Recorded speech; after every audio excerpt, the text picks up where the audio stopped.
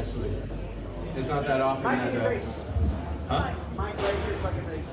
It's not that often, it kind of reminds me of Clubhouse, sharing psychedelic stories, but there you're kind of hidden behind your phone and you're talking to an app. But I do have a good experience. I've shared with a few people, but it was one of those experiences, I call it a once in a lifetime experience, but it goes back to when I was 21, and I've been playing drums and African drums and congas and stuff since I was a teenager.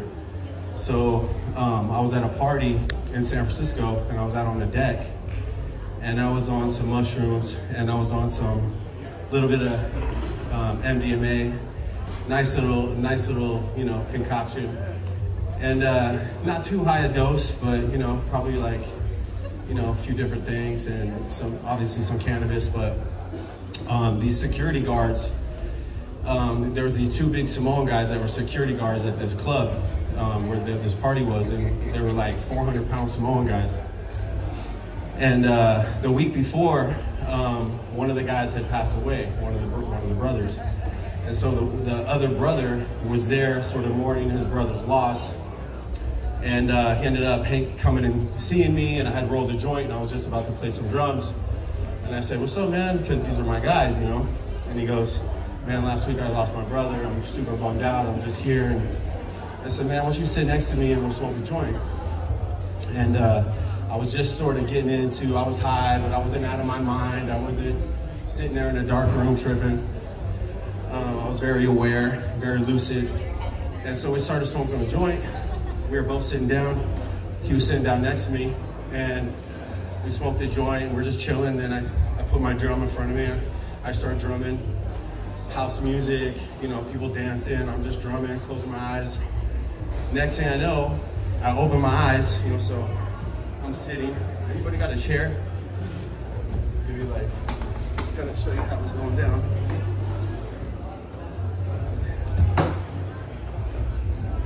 So I'm chilling here.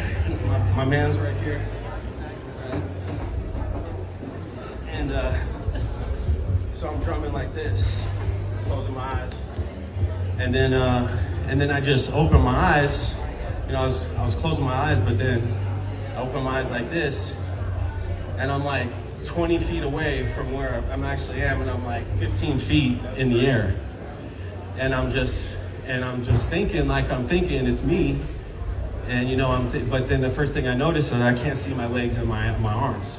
So I thought that I was like this, you know, like you're skydiving. I thought my arms were out, and I wasn't thinking about that. I was just like, oh, my legs aren't there, my arms aren't there. No, when I opened my eyes, I was no longer drumming. I was floating like 20, 30 feet away from where my body actually was. And I was 15 to 20 feet in the air. And the first thought that came in my eye, I saw everything, but the first thought was, where's my arms and where are my legs? I wasn't thinking anything else. I was just, where's my arms, where's my legs? And so I quickly got past that because I thought, oh, I must be floating. You know what I mean? And so what I noticed was I was in a circle, and it was these blue balls that were about this big, like the size of our heads. And it was the brightest blue I've ever seen in my life. I've never seen a blue like this, ever. The brightest, most beautiful color. And there was like gas, almost like dry ice, like around it, you know. And it was there was probably about 8 of them in a circle. And we were just automatically, it was like us rapping right now. I was talking, but I didn't have a mouth. And I knew what you were thinking, and we were just rapping like, yo, what's up? Yo, I'm over here. Yeah, we're doing it. And I could hear the voices, but it was just I call it an orb. Like I've processed this a million times. I've looked online of like, oh, these experiences floating. People talk about when you die and you float, and people see their bodies or in their surgeries, and I kind of related to that. When I get to the end of the story is when it's kind of the hair on the back of your neck will stand up. But where was I? Shit. Yeah, so I'm in this circle, we're floating, And then suddenly I'm just like, I'm comfortable. I mean, I feel like I related to like how we like to sit in a circle and smoke weed, because I feel like when we're in that dimension, that's what we do. We sit in a circle and we vibe out. We cipher. You know what I mean? And so, so then once I got comfortable, I started looking around the room. You know, imagine a room like this, but I was up there. I was up there, just chilling. Right? So there is dimensions. There's people here with us now. Unquestionably. Unquestionably. I'll put my life on it. If there's one thing that I can share with you if I die tomorrow, there's other dimensions that are right here with us. And it's a lovely place. It's a very peaceful place. I'm not saying it's heaven. I'm just saying a dimension that I happen to leave, I believe, through vibration. I believe through a trance rhythm that I've always believed in. Very few times, this was the only time where I was like, hello, bye-bye, dipped out, just in a split second. And so I'm looking around, and this guy that taught me how to drum, his name was Phil, and he was rest in peace. I don't think he's with us anymore, but this old school cat from San Francisco you'd see, he was homeless, but he would teach at San Francisco State, drum theory and music, and he would play at the nightclubs, and you'd see him with a shopping cart with congas and African djembes. But he was really with his shit, and he taught me hip hop on congas and djembe. And he was just a real teacher. And he goes, it took me 6 months just to touch his drums. I had to smoke them out. I had to listen. I had to sit here and just watch him. And so he told me, don't let anybody ever. If I give you the drum and you're playing it, don't let anybody ever touch that drum. It's sacred. So then when I looked through and I see myself. All I saw was these khaki pants that I used to wear. And there was trees and shit, but I saw like hands like this. And I looked around, I go, who the fuck is playing my drum? And I literally said that. That's how I know that it's really us in these dimensions. It's not somebody else other than us, it's us. We don't have our fleshy, meat suit, but it's us, trust me. And we're cussing and we're pissed and we're like, whatever. I was like, who's fucking playing my drum? And as soon as I said that, I opened my eyes and my hands were moving like that, right? And I was like, I stopped, and I remember I was like, hold on. I was like, I've been high, but that's never happened to me ever in my life. I said, what the fuck? And I said this literally, I said this audibly, I said, that really happened, that really happened, that really happened, that really happened. I said it like 10 times.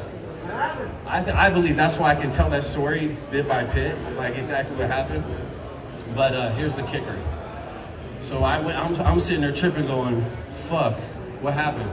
And then I look over at my friend, as you remember in the beginning of the story, the big Samoan guy that lost his brother the week before.